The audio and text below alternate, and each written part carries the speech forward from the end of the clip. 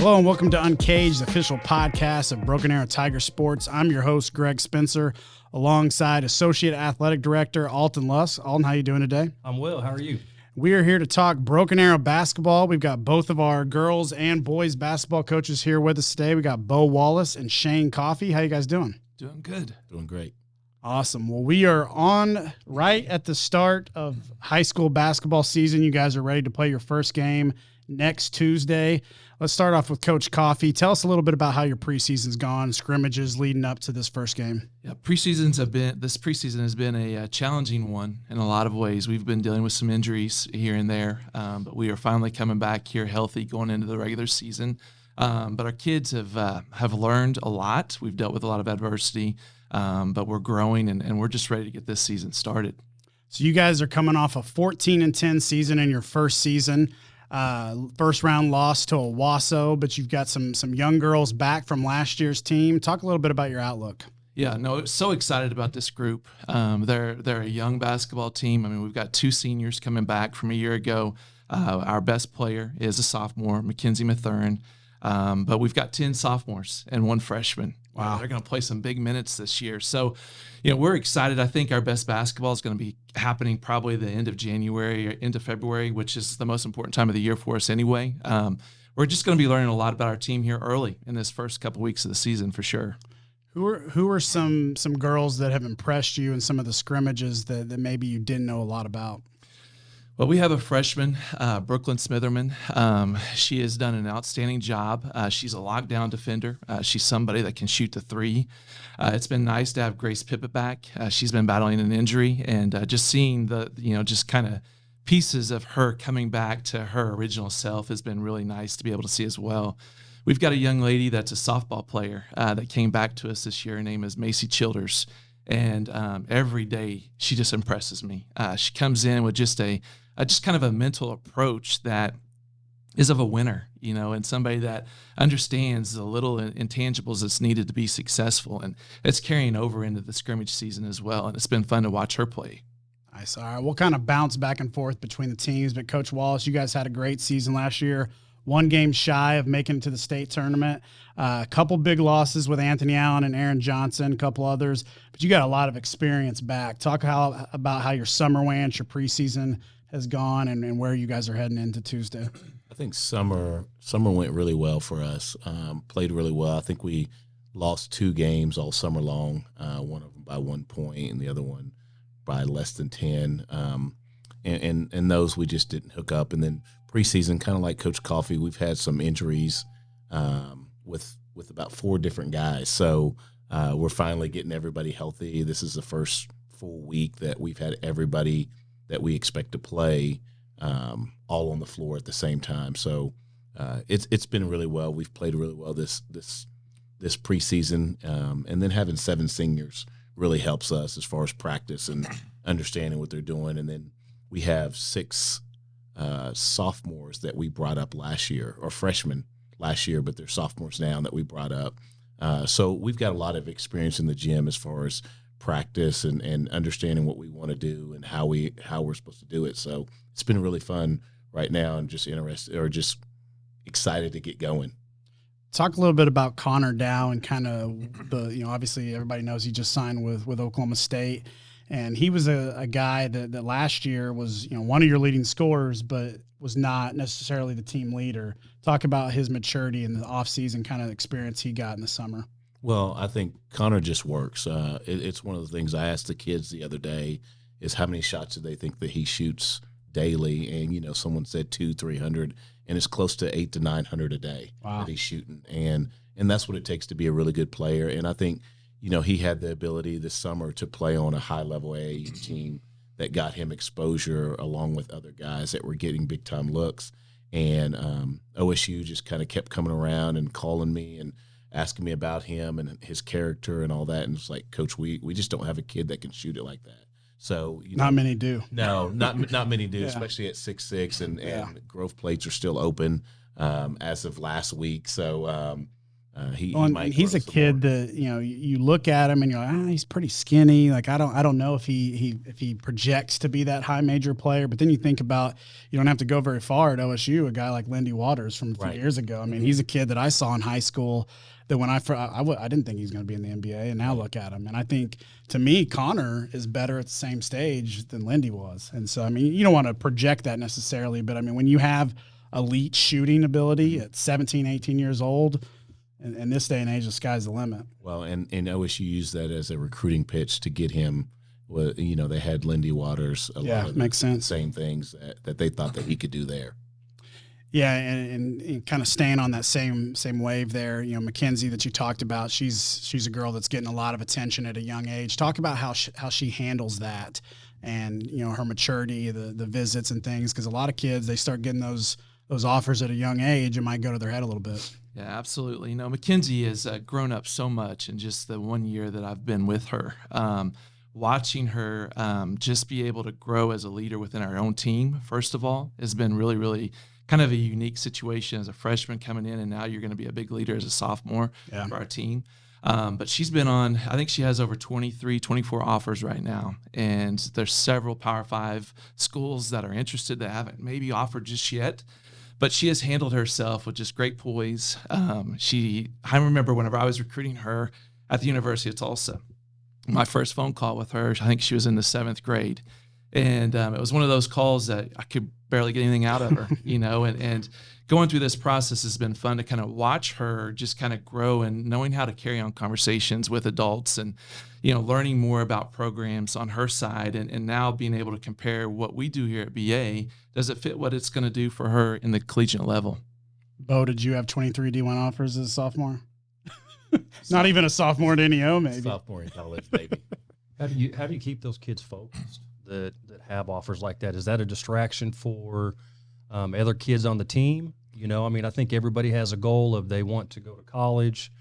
They have a teammate that's being highly recruited. How does that work out? I think for me is the kids that I've had that are getting those kind of looks, their maturity level is at a high level anyway. So they don't take things for granted. There's no special treatment for Connor on our side. He's treated just like everybody else. If he gets out of line, he doesn't do something. I coach him probably harder than anybody else. And I think when you do that, everybody else just kind of falls in line. And so there's, those guys are really good friends and there's really no selfishness and there's no animosity towards Connor. There's actually a lot of positive stuff and even Connor's parents, they'll call other coaches to try to get other kids looks. Awesome. And it kind of goes both ways with some of the other guys and some of the other parents. So it's been really fun for us, but I've never really had that issue because those big time guys just understand that they got to come in and keep getting better. And just to follow up on Coach Wallace, I think it's amazing when you have kids that are getting recruited at a high level. Just their presence in the gym, number one, it just means so much because they should be your hardest working player in the gym. And those kids have to kind of mock that, and carry on those types of traits. And with Kinsey, she is the hardest working player in our gym. She's somebody that demands excellence in all that she does. From the collegiate level, we've had several schools come in, to watch us practice, in September and October, and they're going to come to games. And our kids understand this is an opportunity for themselves to be able to be seen, maybe for the first time. And with that, I think it helps them just kind of want to grow their game and elevate their game as well, which I think is important for our program to grow. Got you. So as we said at the top, both teams open up Tuesday night at home at Sapulpa. That game will be on AirVision, but if you're local, come on out, support the Tigers. We'll also be live streaming the home game on the 13th. Talk a little bit about your opening schedules. You guys are both have a couple tournaments coming up. You guys are going to have 2 tournaments before the start of next year. Tell us a little bit about the Bishop Kelly tournament, kind of who's going to be in that, and then also talk about the KSA tournament, which I believe is in Orlando, right? You guys going to be making that trip? Yes, sir. Bishop Kelly, this is the first year that we got into this tournament, and so right now I think our first opponent's McLean. Don't know much about them yet. I'll get some film on them tonight. They play Tulsa Central, so I'll get some film on them. I know Randy Rutherford's the coach. Obviously played at OSU. So, I didn't realize that. How long has he been there? He's been there for a few years, and so he'll have them discipline, and they'll do things the right way. So we'll have to be ready to go on that. It looks like in our second round we could see Edison or Shawnee, and then you've got Mustaine, Bishop Kelly, obviously in the tournament. So it'll be a good tournament, good test for us, and then we go to Orlando the day after Christmas. So just trying to get your kids focused back on not the holidays, and back on the basketball. But being able to go to Florida and have some fun while we're down there and get to play basketball, I think that's going to be fun. What do you guys have planned on that trip for the kind of off the court stuff? That's a secret. You don't want them to know either.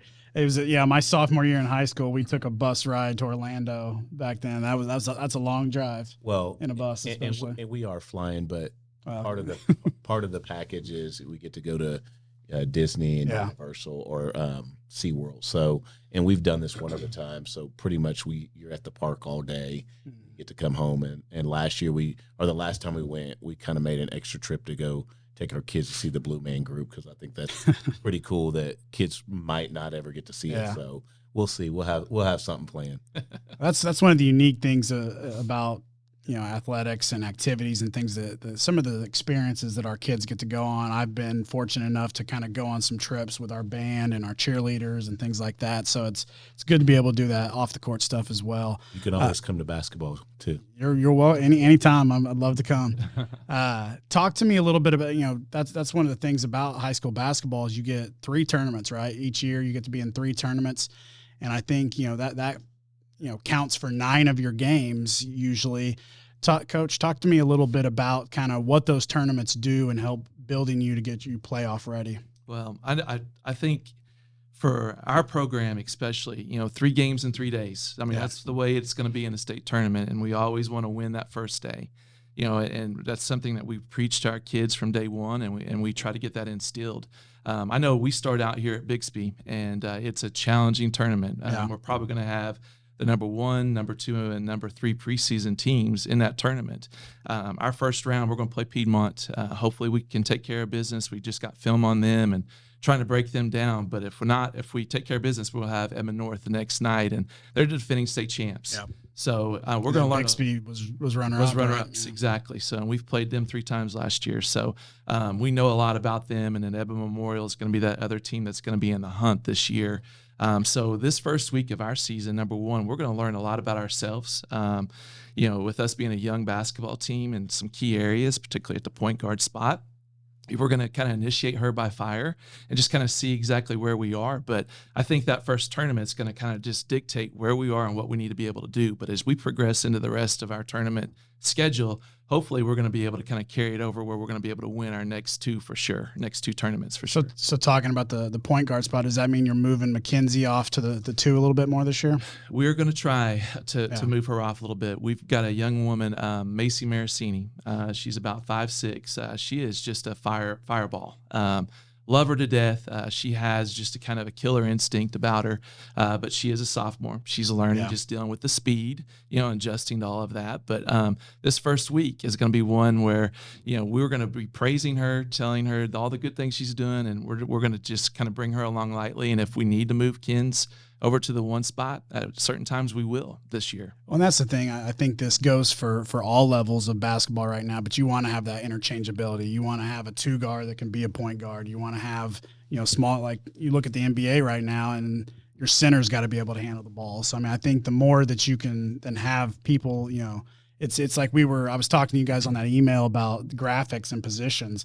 I feel like that outlook has changed so much because, like, you don't have to have that, point guard, shooting guard. Everybody's in a lot of ways, you're either a guard or a forward, That's very true. Yeah. And kids today, when you talk about guard, power forward, small forward, center, they're like, what? Yeah, they don't. I mean, it's positionless basketball these days. And obviously Coach Wallace and I have our systems and things that we want to be able to do, but really all of our kids can do a little bit of everything. They can put the ball on the floor. They can post up. They can shoot the 3. And I think that's what makes it very difficult for teams to scout you and put you in a position to kind of lock you down when they need to.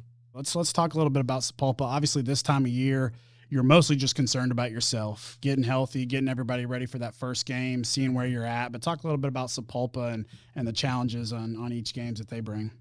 I had a chance to go watch them play Tuesday versus Sand Springs, and then I'm actually going to go tonight. They play in Bartlesville, and I think it's two different games, and that's why I kind of wanted to see them again.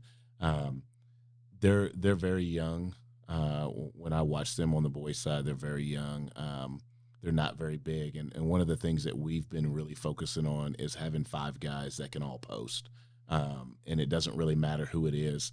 And we've been, just precise about working on that and putting DJ in the post and putting Justice down there and all those guys, because I think our size is going to be the best part of our season this year. So, well, that's one of the things I love about your team is you can go 5 out and everybody can handle the ball, but then all 5 of those can also, cut through, post up, get them on the block, isolated. Yeah. And so, and I think that's, for me, I think that's what's going to be challenging for them. They start 2 freshmen. They've got 1 kid back that played significant minutes for them last year. So they're going to be kind of getting baptized the same way that Coach Coffey was talking about with his kids. It's just, they got to be thrown in the fire. So if we don't take care of business, I'll be not very happy. So we should take care of business against Sapulpa that, in this first game for us. Well, and Sapulpa's known to traditionally have a lot of really good girls basketball teams. Talk a little bit about what you guys are facing with them. Yeah, we're facing something a little bit different than Coach. That you saying they were inexperienced, they're very experienced. Yeah. They've got 4 returning starters. They've got a young lady that is signed with Oklahoma State. Staley Hurd is her name, and she's phenomenal. I recruited her when I was at the University of Tulsa, thought highly of her at a young age, and she's just definitely just grown as a player over the years. But she's got a sister, excuse me. Right. Tyler Hurd, who is another just a sensational young woman.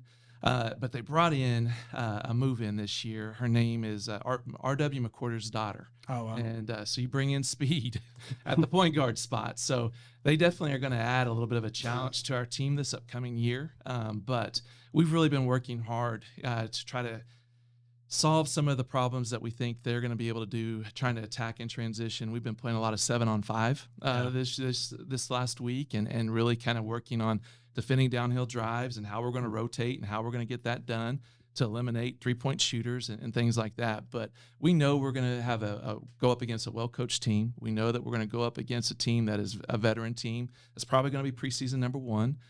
We know that they're a team that's just chopping at the bit to get 5A state championship, and they've got to start somewhere. And they opened up on Tuesday, and we were scouting that game as well. And while we were there, we noticed that they won by 40. They beat Sand Springs, who was a Final Four team in 6A last year. So had some battles with Sand Springs. We know that it's going to be a challenge, but we're ready for it. We're ready to take it on and see where we are. One thing that I think separates a lot of schools is coaching. Talk to us about the coaches that you have on your staff and really propel your team to be better than most. Well, for me is I kind of brag on that we have 5 guys that played at the college level, and everybody didn't play basketball, but like just being in a college program and understanding how it goes a long way. And I can't be more excited about them. I think the thing that I worry about the most is when one of them is going to leave. Coach King does a great job. He's our head assistant. He's been a head coach at some places. Yeah, right? he's been a head coach, and he's kind of taken a lot of our offensive stuff, and I think as a head coach, it's hard to give up some of that stuff. And the longer that I do it, I have to completely trust that guy. That I'm going to say, hey, you're in charge. And not that I don't know what's going on, and not that I don't have my 2 cents, but I try to let him have a little bit of that. And then obviously having my brother on staff, he's been a head coach. He's been at the college level as well.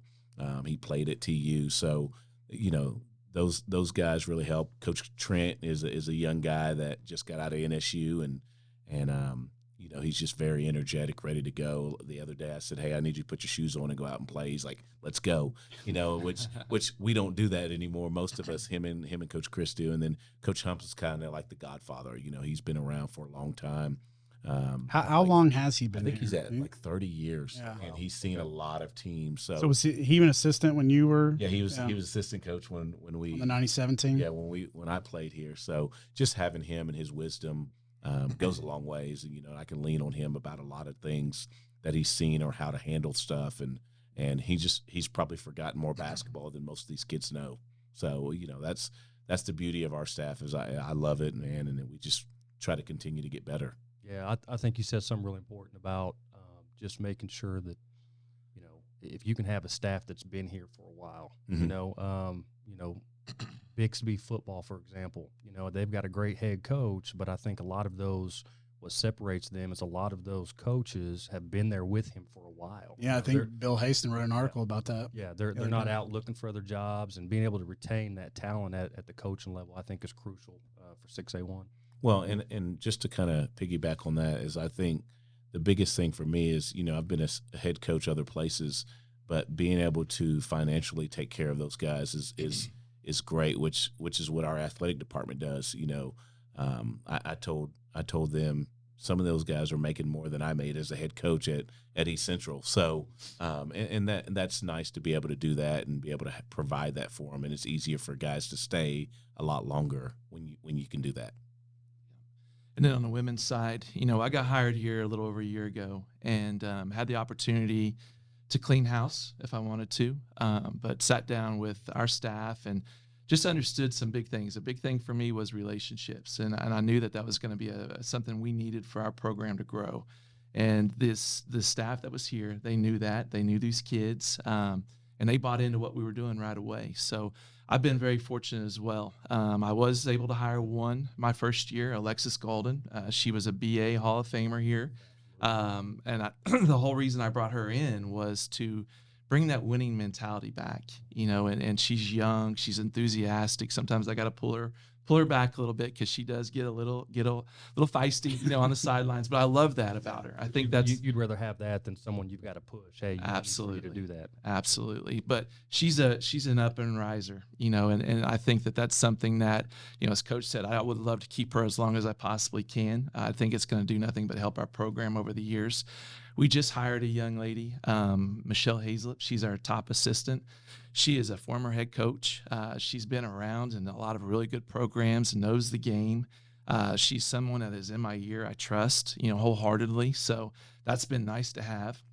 And then his godfather that I have, I'd say is my godfather, is Jimmy Walker. This guy, he's the legend. He's been around for a very long time, and he's come across some hard times lately, losing his wife recently and everything, and basketball is his life, so he is there for us every day and does everything that we need. And then you've got Courtney Kaufman, who does a sensational job helping us as well. So really love our staff and know that we're in a good place, for our girls and our program. Awesome. Talk a little bit about just kind of, not necessarily the expectations. Your expectations are always to get to that state tournament and have a chance. But tell me a little bit about what do you see? How do you see this? What do your teams look like today, and then what do you want them to look like heading into the playoffs? What do you want to see the evolution of kind of what they do, and what are really kind of pinpoint maybe what are some question marks that you want to see become realities? I think for me is I feel like our guys rely on their size and their shooting ability. And I think as we keep going through the season, one of the things that we've really tried to focus on is just doing all the little things, blocking out every possession, not giving a team 2 or 3 chances, and then just putting people away when you have the chance to do that. And so, with a senior-laden team, you don't expect to ever be rushed or any of that. And I think we got some of that in spurts over this preseason. And so those are things that we want to make sure that we continue to work on and not just rely on what we're really good at, but just make sure we take care of all those other things that really win games. Well, I know we talked a little bit about your interchangeability and your size on the offensive end of things, but I know when I watched you guys a few weeks ago at the scrimmage festival that you held, didn't really come out. You didn't like the way you defended in the first game, which you guys ended up losing.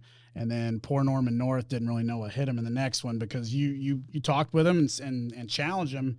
And the defense, that's where I think you guys can be very dangerous is defensively what you guys are able to do. Yeah, and we've kind of went to, I've changed it up, and I think that's part of coaching is sometimes you got to look at your team. And I never thought that these guys were really great at one-on-one defenders, and so just trying to do more as a team, maybe stay in the gap, maybe not deny as much, and then just use your length and make people have to shoot over top. So that's what we've really kind of been harping at with these guys. But you're exactly right. I didn't think we defended very well. Again, it was just like, hey, let's outscore these guys. But Yeah. but I know as we get into tougher games and you got to go play some teams that if you can't get stops, it doesn't really matter how great you score because you're still going to have a chance to lose that game. Yeah, and that's the challenge more than anything is to get kids to realize, like, hey, if you get stops, you're going to score more too. Because it's very rare that teams, will expend this effort on defense and not be rewarded on the other end. Well, and Greg, and one of the things is that we talk about all the time is the kids have changed. Like I think when we played, it was a pride thing. Like I didn't want my parents to see me get scored on. I didn't want my girlfriend to see me get scored on. And now Excuse the me, kids. do you have a girlfriend? I mean, I may have. Okay. But you look at these, and it's not just our kids; it's across the board that they would just rather score the ball. And if you get scored on, it's okay. I'm going to come down there and score on you on the other end. So just having some pride defensively and getting stops and Yeah, I haven't seen a team in recent memory that won a state championship without being able to really lock somebody down. Absolutely. That's the biggest selling point there is, it's like if you're not in a state championship, go take your team and watch the state championship and see how they defend. Coach, what about you? Where do you see the growth potential for you guys? I see a lot of growth potential. One of the things that we're striving for is consistency in everything that we do on both ends of the floor. We play so well in spurts, and then we show our youth in spurts, and that can be frustrating, to a coach and to a team and whatnot, but we've got to just learn from those experiences. I really think that consistency, that team chemistry that you need, it all starts with trust. You've got to trust your players, your teammates. You got to trust your staff. You got to trust everybody that's involved. But we're kind of in the same boat, defensively. I feel like we really can be good defensively. We really can lock some people down. In particular matchups, but it's one of those things that our younger kids, in particular this sophomore class, when they were freshmen, they were beating people by 30 and 40. Yeah. And now they've got to understand that they have to value every single possession. And that's the work in progress that we're dealing with. But I really think that once we get there and it's something that they want, we're going to be a team that's going to be tough to beat come February. And when we get into the playoffs, this is a team that I really think is a state tournament team when it's all said and done. Alton, you got any final questions before we wrap this up? You may have touched on this a little bit. I think depth, how deep you are matters. But who's that one kid that, may just not quite there yet, but could maybe turn the corner this year and really help your team? I think for me, Justice Sutton is the key to our season. I think he's got the ability to be able to do a lot of things. Like what you're going to get out of Connor, what you're going to get out of DJ. But I think he's that kid that is the chameleon. Like he can change our whole season depending on his consistency and how he plays both ends of the floor. I think his ceiling is probably higher than anybody else's, and I don't think he's tapped into it. And I've told him many, many times. I talked to his dad about it as well, and just said, if he turns it on, we are a different team, and we're really, really hard to beat. Yeah, I mean, there were games last year, and last year he was as a junior, his playing time could be sporadic. There might be a 20-minute game and then a 5 to 10-minute game, but there were games he gave you 20 points off the bench. And so I think a lot of times when kids, especially the ones that aren't a DJ or somebody that play from the get go, but when you have that junior to senior year leap, a lot of times that light bulb goes on for kids. I'd be surprised if we don't see that from him this year. Yeah, I'm hoping we do. Coach, you're young, and so there may be one or two kids that you're thinking can contribute this year. Absolutely. First of all, I've got a senior that started for us a year ago that we need to be a difference maker, and Tania Howard is her name, and she's probably the most athletic player that I've ever had the opportunity to coach. It's just we got to get that motor going all the time, and when she plays so hard, we're able to be a different team, just like Justice for the boys team. So that's something we talk about every single day. You practice the way you play, and she's going to be that kid for us. If the light switches on for her, we're going to be a different team as well. I've always been a firm believer that you got to have 3, maybe 4 double-digit scores, and she's right there. She's that one that we need to be able to carry us over the top. Another sophomore that I think a lot of people don't know a lot about right now that has just been on the rise as of late is Peyton Dolan. This kid is a shooter.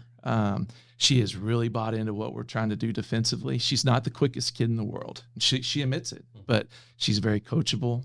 She's somebody, though, that I think we're going to be able to throw in, and give her some minutes. And as the year progresses, who knows where she could be, but she could maybe help us to make a strong playoff run. I got one last question for Beau, just because, our relationship dates back over 20 years because you played for my father, and now here we are. You're now coaching your son really on the varsity level for the first time. What's that? Talk about him and what that experience is like for you.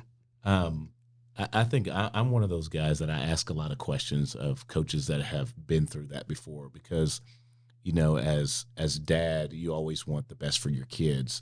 But as the head coach at Broken Arrow, you have to do what's best for the program. And I'm very aware of that. And so there's a lot of times that I'll ask other players, like, hey, who do you want on the team? Who's this? Who's that? And, for Devon, he's played really well and probably going to end up being our backup point guard. And you mentioned him. I also have my nephew on the team as well. So, I have 2. And I know how people portray things. And but I think the thing that other people don't realize is how much coaches' kids are in the gym. Yeah. And when I'm at the gym, you live he's it. there. Yeah, he's been living it for his whole life, and so he's put in the work. But he's grown quite. I mean, you can tell he looked like a boy still last year. He looks like he's becoming a man. Like he's getting some muscle on him. I'm impressed seeing him. He's starting to like the weight room, and I think the other thing for me is when we go home, I'm dad. Yeah. And sometimes we'll sit at the dinner table and I'll go, hey man, how was practice? How was your coach, man? Did he yell at you today? Just kind of like as if it's not me, but just kind of trying to keep a father-son relationship as well, because it can get to that point where, I'm just harder on him than anybody else. And I have my brother that does a really good job that goes, nope, you wouldn't do that to anybody else. Don't do that to your son. And I'm like, and so he kind of reminds me as we get in the game, because he can make one mistake and I'll be ready to take him out, but somebody else could make 3 or 4 and I'd give him another chance. So I think that's one of the things that I have tried to educate myself with. I've talked to Coach Garcia and Coach Martin and even Coach Savage about how do you handle that with your son. So hopefully I do a good job with it. Coach, any final thoughts about your team before we call it a day?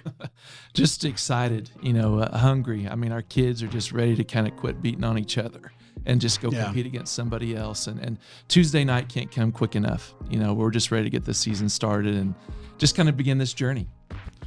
All right, sounds good. Well, that's all the time we have for this episode of Uncaged. We'd like to remind you to watch BA Tiger basketball on Aerovision. Come out and see the teams play. We got both the 13th and 16th home games, and then we'll have 5 more home games after that. A lot of local games as well. Alton, any final thoughts from you? Excited. We're indoors, baby. Love it. All right, thanks for watching. We'll see you next time.